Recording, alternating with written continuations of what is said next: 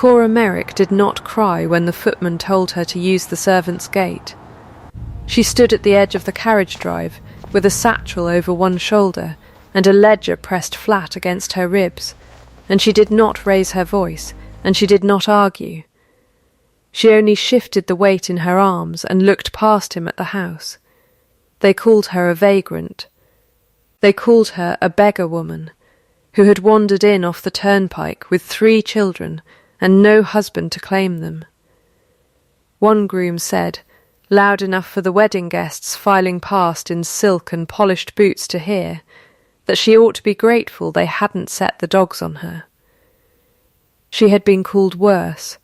She had learned, 3 years ago, exactly how much worse the world could be. Behind her, 3 small children stood in a row, holding hands the way she had taught them to on roads with too much traffic and too little patience. 2 boys and a girl, all with the same dark, watchful eyes. None of them cried either. A cluster of guests slowed to look, then looked away, the way people look away from something that makes them uncomfortable rather than something that makes them curious. Nobody stepped forward. Nobody asked her name. Then a man came out onto the top of the church steps in a wedding coat, the colour of a Virginia sky before rain, and he stopped walking. He did not stop the way a man stops to admire a view. He stopped the way a man stops when the ground under him has quietly disappeared. Gabriel Ashworth, Duke of Rensworth, stood very still in front of 200 guests on the morning of his second wedding, and looked at the woman he had been told, 3 years ago, he had never truly married. The autumn light did not move. Neither did he. Virginia, 1839, 3 years since the marriage that had ended on paper, and, as it would turn out, nowhere else. If a story that opens like this already has its hooks in you, that is exactly the moment to subscribe to the channel, so you don't miss where it goes from here. Cora had not planned to be recognised. She had planned, at most, to be paid. She had come to Ashenfield that week under her own maiden name, hired through a Richmond agency to review 3 years of household accounts for a family called Duval, who were, as far as she had been told, hosting a wedding and wanted their books settled before the guests arrived. Nobody had told her whose wedding. Nobody had thought to. She had taken the position because the fee was generous, and because she did not ask questions about families that could afford to overpay a stranger for tidiness. She had 3 children to feed, and a small practice to keep solvent, and pride, she had learned, did not put bread on a table. She had not expected the groom to be Gabriel. For 3 years she had told herself, in the flattest voice she owned, that the marriage had never truly existed. That was what the papers said. That was what she had been handed, folded and sealed, the week she left Ashenfield with nothing but a satchel, a ledger, and a secret she had not yet known she was carrying.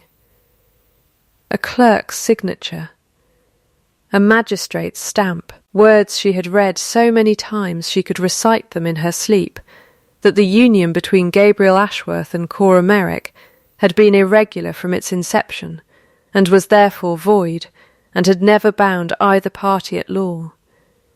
She had believed it because a man in a good coat had told her to, and because there had been no one left to tell her otherwise. What she did not know, what only the audience watching her stand frozen at that gate could know, was that the man in the good coat had lied. The register in the county courthouse still held her name, unaltered, beside Gabriel's, in ink that had never been struck through. The annulment she carried was a forgery, drawn up in a back office and never filed with any court that would have recognised it. Gabriel did not know that either. He believed, as she did, that whatever had bound them once had been quietly, legally undone. He had spent 3 years believing she had wanted it undone, that she had taken a settlement and gone, that the silence afterward, his letters unanswered, his inquiries met with closed doors, had been her choice. It had not been her choice. She had never received a single letter. Both of them had built 3 years of grief on the same lie, told by the same man, and neither of them yet knew it.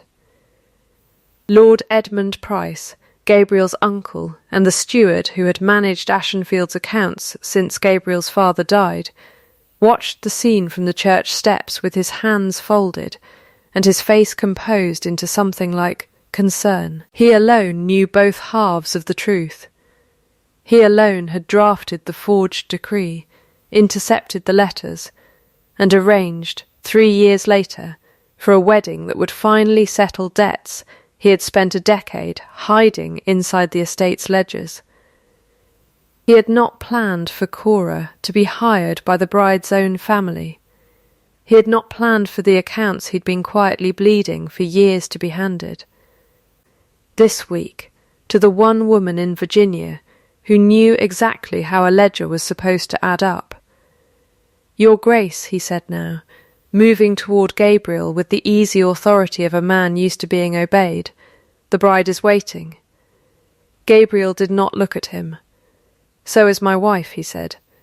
He had not meant to say it.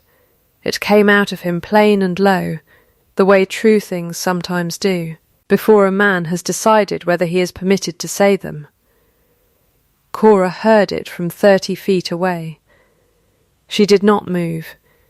She had learned in 3 years of being underestimated that stillness was its own kind of armour.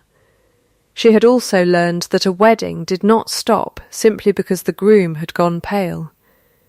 Somewhere behind her, a bride in white was still waiting to walk down an aisle that had, in the span of one look, become considerably more complicated than anyone in that churchyard yet understood. Gabriel came down the steps 2 at a time, coat still buttoned for a ceremony that had not resumed, and might not, and stopped an arm's length from her. He looked at her face first, the way a man looks for damage. Then he looked down, and saw the 3 children standing very straight beside her, and something in his jaw went tight. "Cora," he said, "just her name, nothing else." It was the first time he had said it aloud in 3 years, and it cost him visibly to say it. "Your Grace," she answered, and the title sat between them like a locked door. He was not cold. He had told himself for 3 years that he was cold, that grief had simply hardened into a kind of permanent winter, and it had been easier to believe that than to believe he had been left. There is a difference. A cold man does not stand frozen on his own wedding day at the sight of a woman he once loved. A grieving one does. "You were told the marriage was void," he said. "It was not quite a question. I was told a great many things." She shifted the ledger higher against her ribs, an old habit, the way another woman might have reached for a fan. Most of them, it appears, by the same man. Price, still approaching, heard that last part and slowed his step by half. Gabriel's eyes moved once more to the children.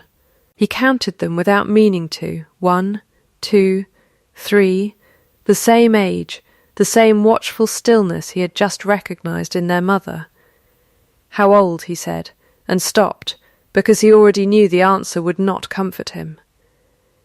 2 years and 8 months. Cora's voice did not shake. She had rehearsed this moment in her head 100 times over 3 years, in 100 different rooms, and had never once imagined it happening on a church lawn with 200 guests craning to watch. Henry, Peter, and Anne. He said nothing for a long moment. A muscle worked in his throat. "They're mine," he said finally. Not a question. A man arriving, very late, at a fact he should have been given years ago. "They are," she said. "I did not come here to tell you that." I came here to balance a set of accounts. It was, she would think later, the truest and least adequate sentence she had spoken in her life. Around them, the wedding guests had begun to understand that something had gone badly wrong. In the particular way a crowd understands things, not all at once, but in a slow, spreading hush that moved backward through the churchyard, like water finding the low ground.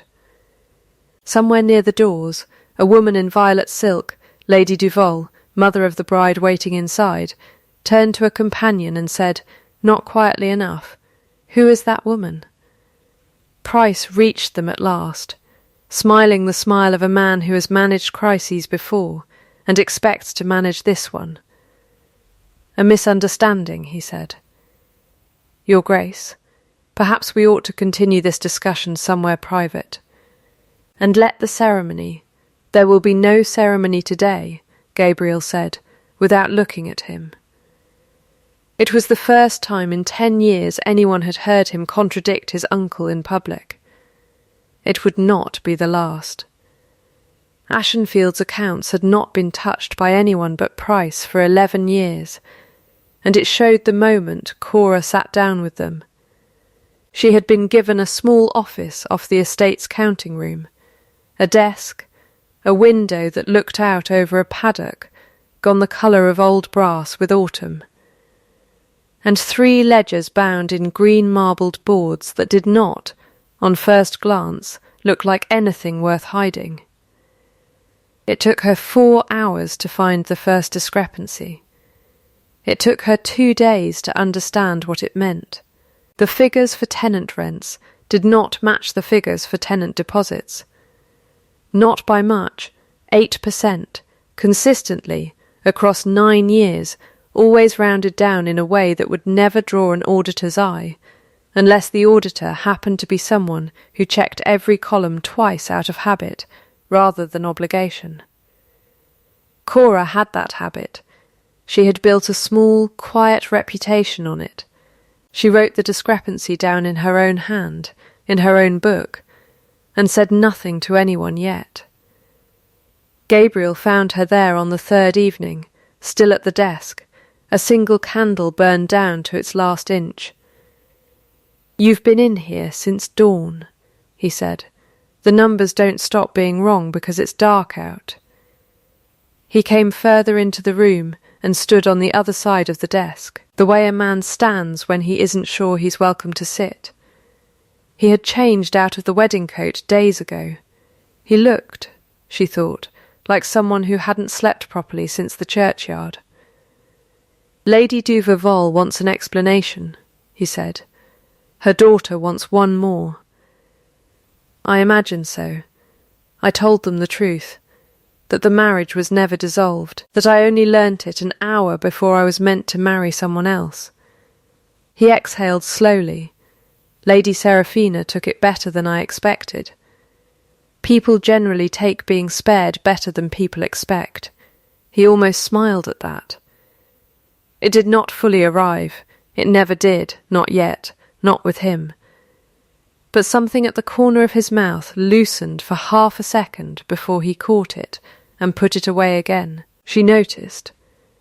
She had always noticed that particular motion 3 years ago, back when she'd first learned to read it as the only weather report he ever gave. "You found something," he said, nodding at the ledger. "I found several somethings." She turned the book around so he could see the column she'd marked.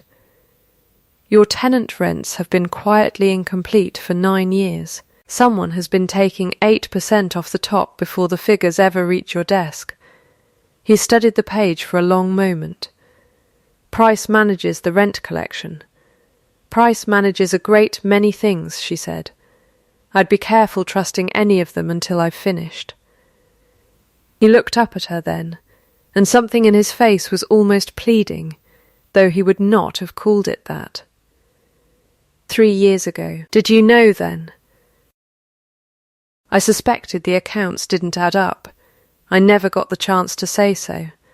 She closed the ledger gently, the way a person closes something they intend to reopen.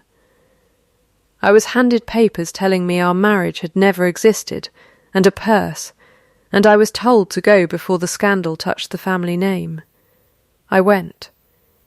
What was I meant to do, Gabriel? Stand in a hallway and argue arithmetic with a man who had already decided I was inconvenient?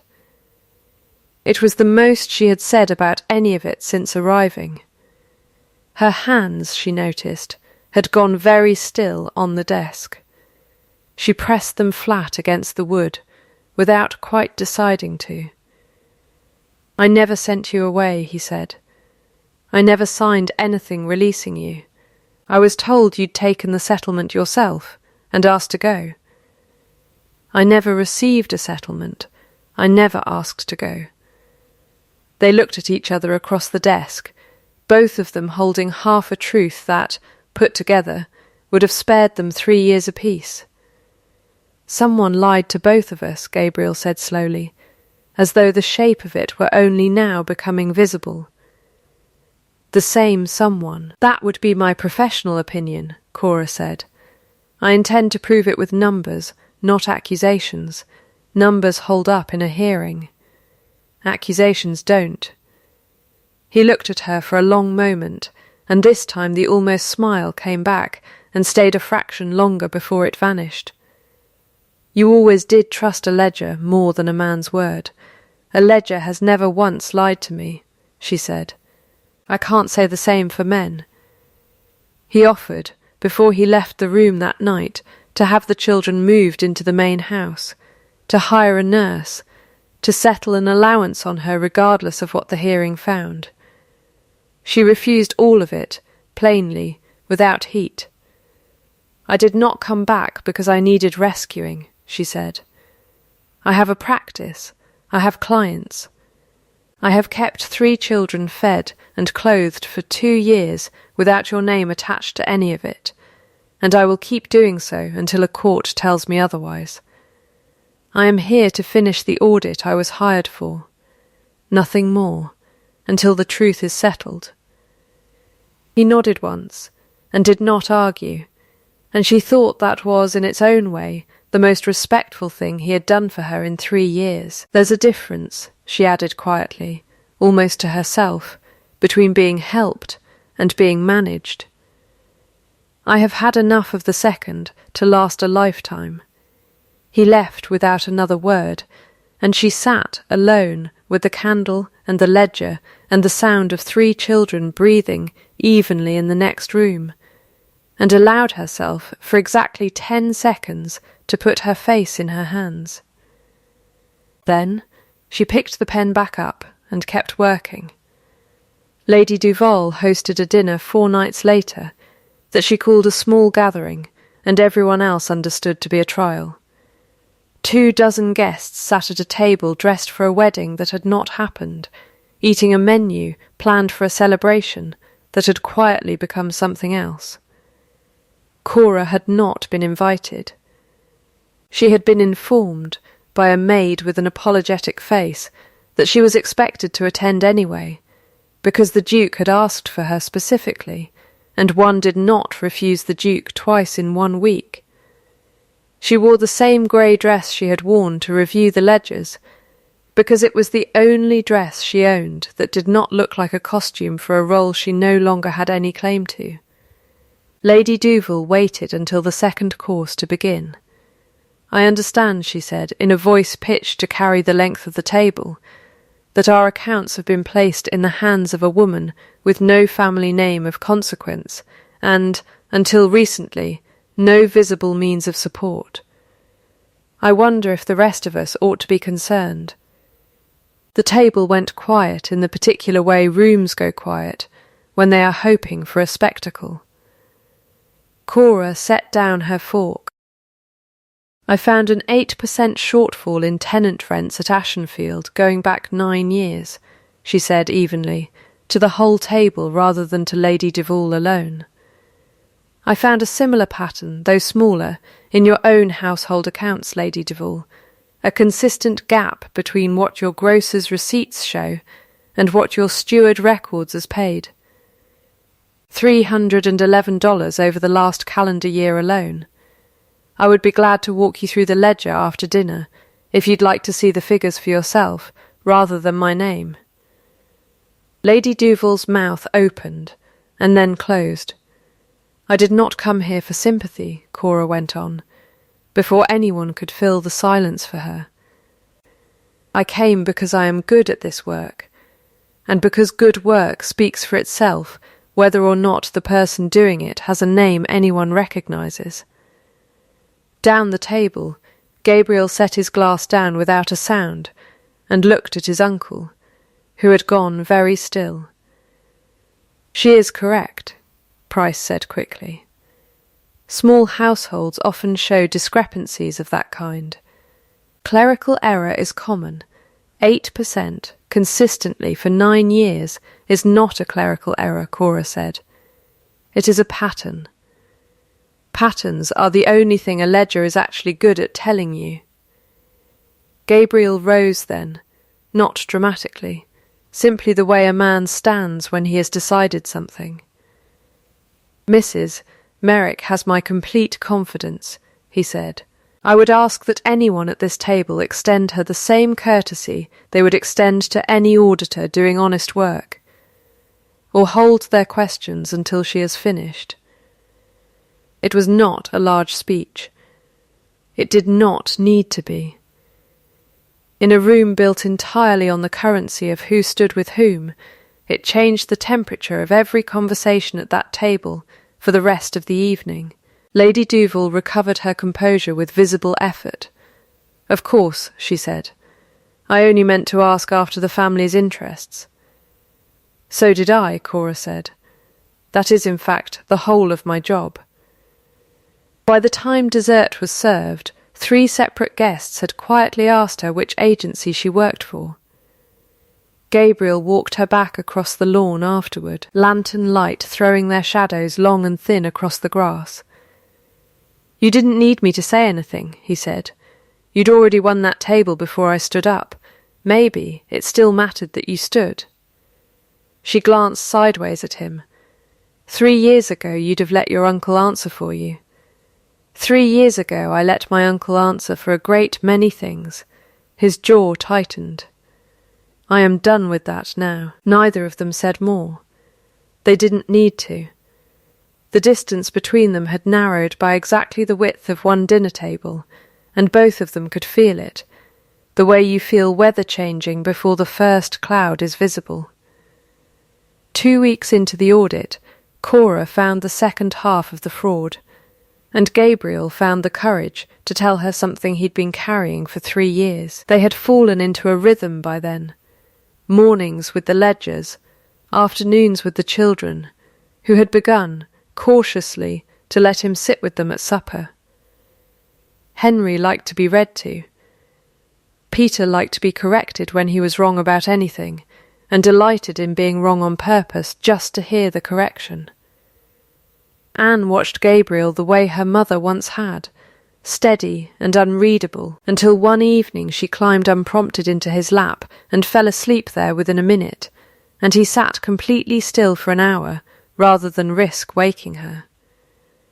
Cora watched that from the doorway, and did not trust herself to say anything about it.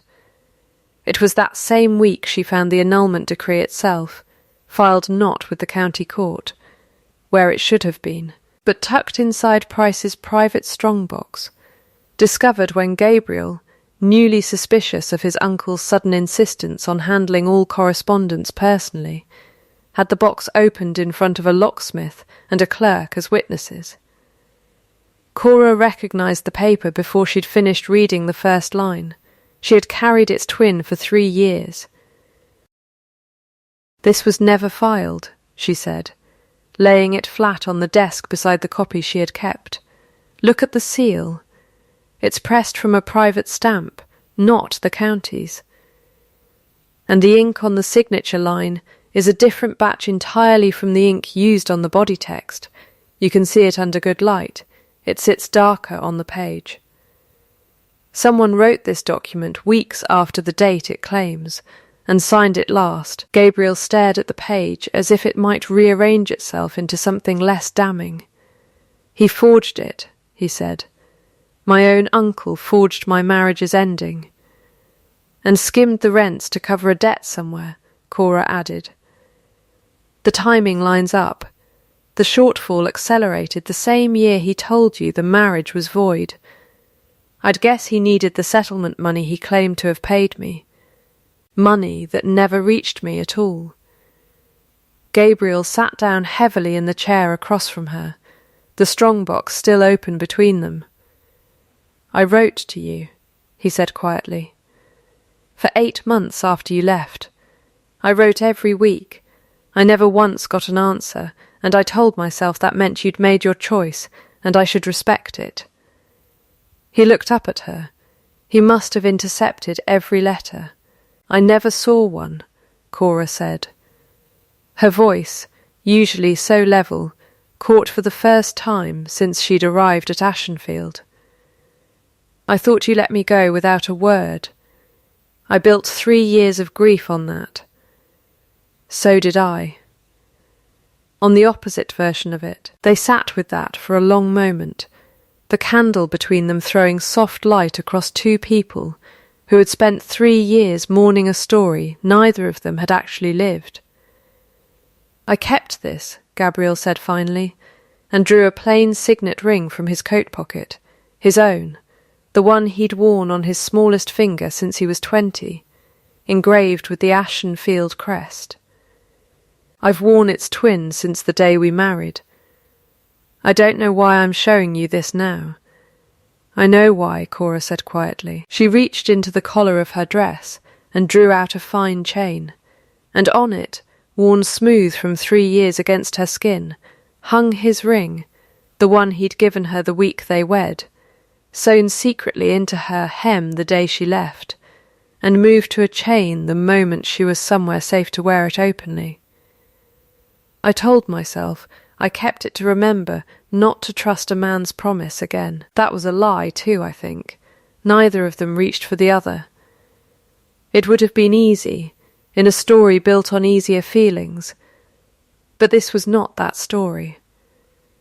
Gabriel simply looked at the ring at her throat for a long moment, and something in his face came undone in a way 3 years of composure had never managed. I am not ready to say everything I want to say, he told her. Not until this is finished. Not until my name is clean enough to offer you again without it costing you something. Then don't say it yet, Cora said. Say it when it's true and paid for. I've waited 3 years. I can wait until the ink is dry on the right paper. It was, though neither of them called it that, a promise deferred rather than a promise refused.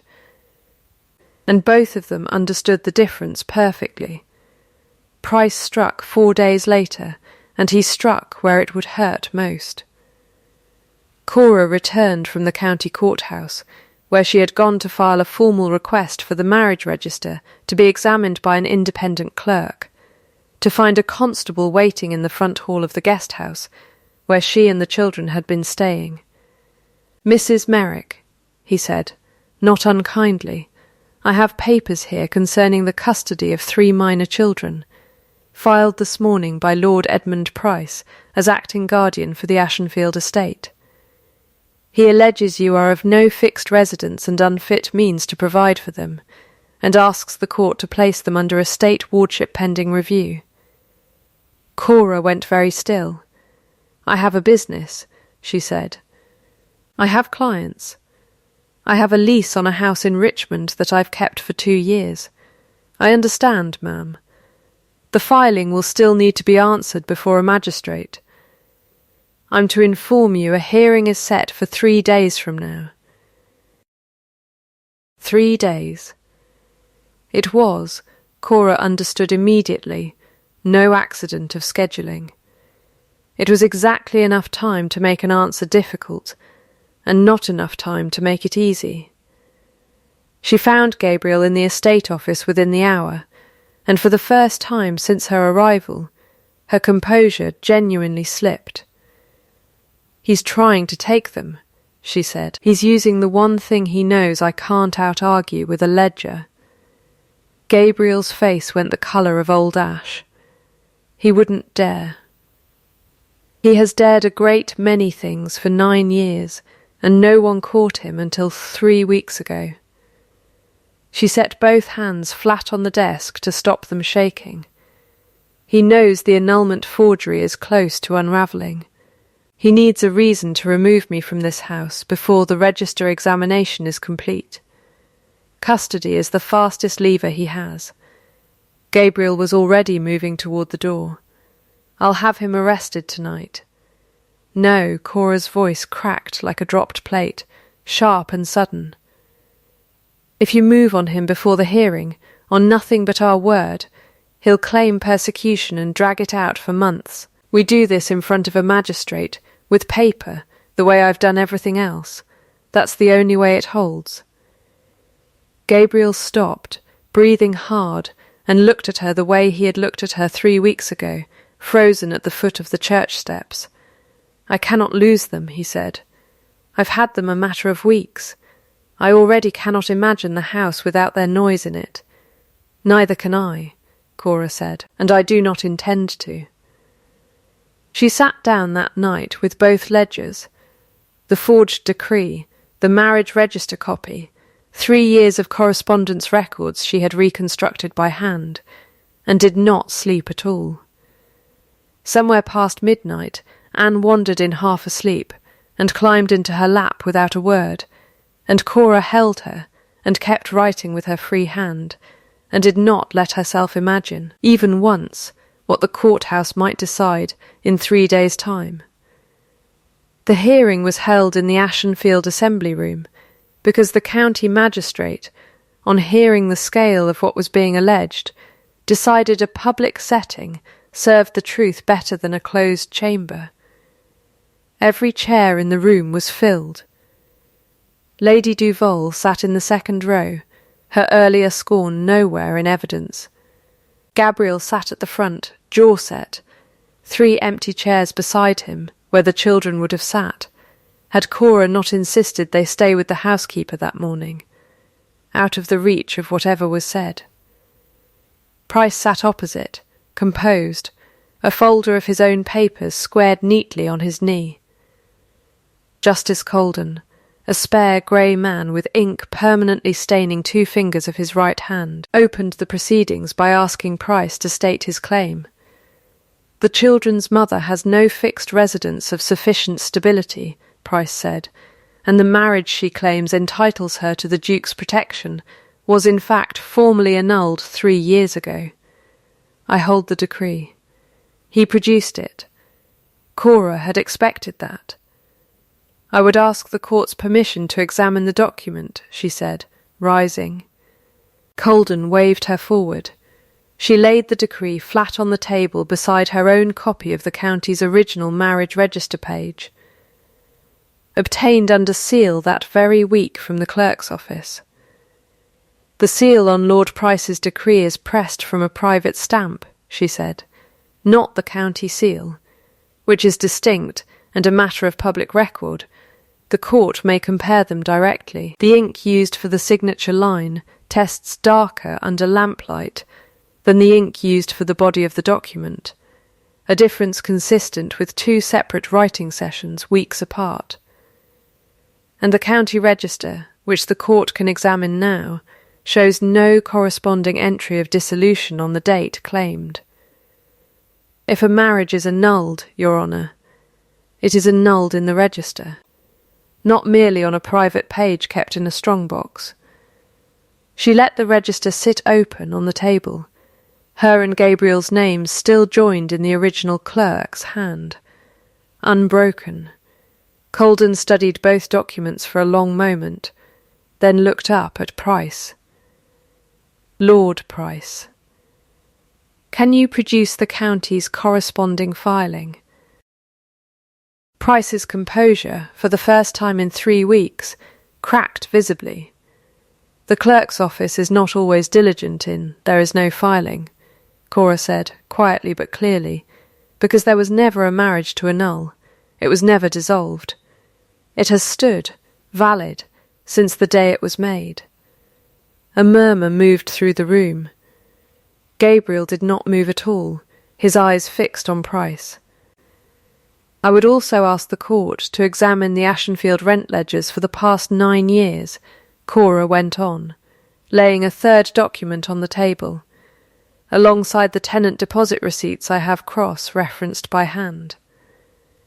An 8% shortfall, consistent across 9 years, coincides precisely with the year the forged decree was produced.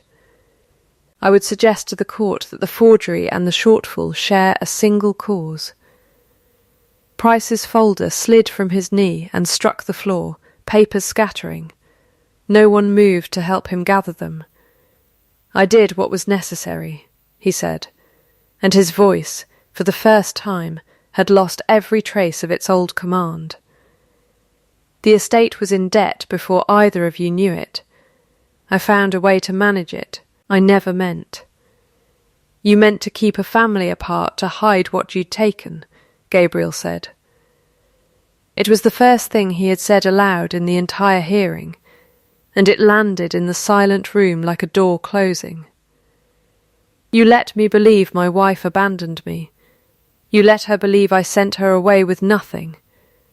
You tried, 3 days ago, to take my children from her out of the same cloth. Colden let the silence sit a moment before he spoke.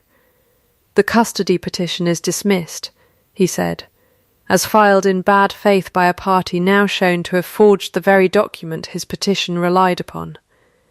The marriage of Gabriel Ashworth and Cora Merrick Ashworth is confirmed as never dissolved, and stands as recorded.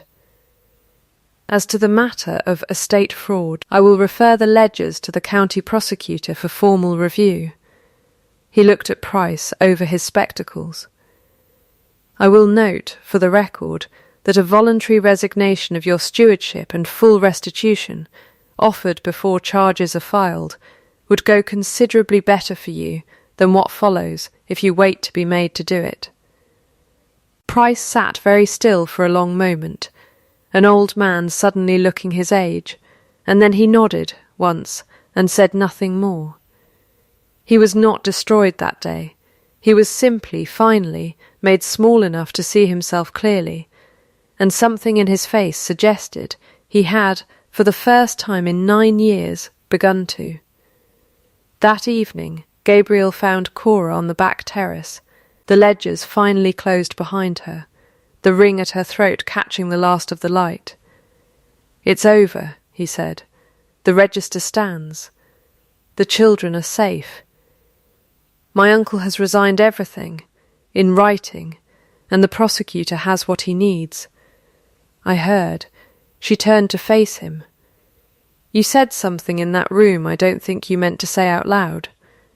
"I meant every word of it." He crossed the terrace and stopped in front of her, close enough now that neither of them pretended otherwise. "I told myself I'd wait until my name was clean to say this properly," he said. "I don't think I can wait any longer than tonight." He took her hand, plainly, the way he had once taken it at an altar 3 years ago, before either of them had learned how much could be taken from two people who trusted the wrong man. "I love you, Cora. I loved you the day I married you, and I never once stopped, not through 3 years of thinking you'd left me by choice. I am asking you now, with nothing hidden between us, to be my wife again, not because a register says we already are, but because I am choosing you, in front of anyone who cares to hear it." Cora looked at him for a long moment, and for the first time since the church steps, something in her carefully held composure gave way, gently, like a hand finally set down after holding something too long. "I do not need rescuing," she said softly. "I never did. I have a practice. I have a house. I have raised 3 children on my own, and I would have gone on raising them on my own, if that was what it took." She tightened her fingers around his. "I am not choosing you because I need you, Gabriel. I am choosing you because for the first time in 3 years I finally can." He bent his head until his forehead touched hers, and neither of them said anything else for a long moment, because there was, for once, nothing left that needed saying aloud. 10 years passed the way good years do, quickly and without asking permission. Ashenfield's ledgers ran clean every quarter, checked twice a year by an outside auditor as a matter of policy Cora herself had instituted, because trust, she liked to say, was a fine thing to build a household on, and a poor thing to build an accounting system on. The tenant rolls had grown. The debts Price had hidden for 9 years had long since been repaid in full, the last instalment arriving, unprompted, from a small farm 2 counties over, where he had gone to live quietly on what remained of his own name.